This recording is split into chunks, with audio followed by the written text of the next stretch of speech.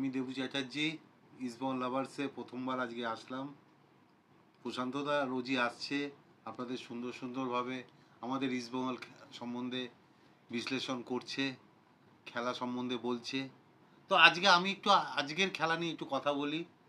দুদিন ধরে বা আজকে সকালবেলাও একটা গেল রব উঠেছিল যে ইস্টবেঙ্গল বোধহয় সেমিফাইনাল যেতে পারবে না, আজকে ইস্টবেঙ্গল চেন্নাইয়ের কাছে আটকে যাবে, কারণ প্রীতম কোটাল যে টিমে থাকে ইস্টবেঙ্গল সেই টিমের এগেনস্টে জিততে পারে না। এরকম নানা রকম সমালোচনা। একটা কথা মনে করিয়ে দিতে চাই, যারা সমালোচনা করে, ইস্টবেঙ্গল হচ্ছে খোঁচা খাওয়া বাঘ, যখনই পিছিয়ে পড়ে না তখন বাঘের মতো ঝাঁপিয়ে পড়ে। এটার নামই হচ্ছে ইস্টবেঙ্গল। আজকে সেটা আবার আমাদের ছেলেরা প্রমাণ করলো। আমাদের কোচ বলেছিল আমরা এফসি কাপে ড্র দিয়ে শুরু করেছিলাম, তারপর চার চার গোলে জিতেছি। আজকে কিন্তু যেন সেটারই পুনরাবৃত্তি দেখলাম। 10টা মিনিটের ঝড় তছনছ করে দিল চেন্নাইকে। আজকে মহেশ যে ফুটবলটা খেলেছে, আমি সত্যি খুব গর্ববোধ করছি।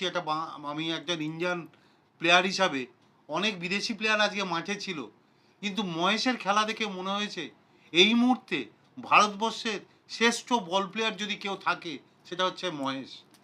অসাধারণ ফুটবল খেলেছে, অসাধারণ বল বাড়িয়েছে, ডিফেন্স ভালো হয়েছে। তবে একটা জায়গায় আমি এখনও একটু চিন্তায় আছি, সেটা হচ্ছে আমাদের দুজন ফরওয়ার্ড। আশা করছি কোচের ওপর আমাদের ভরসা আছে, কোচ চেষ্টা করবে তাদের ফর্মে ফিরিয়ে আনার।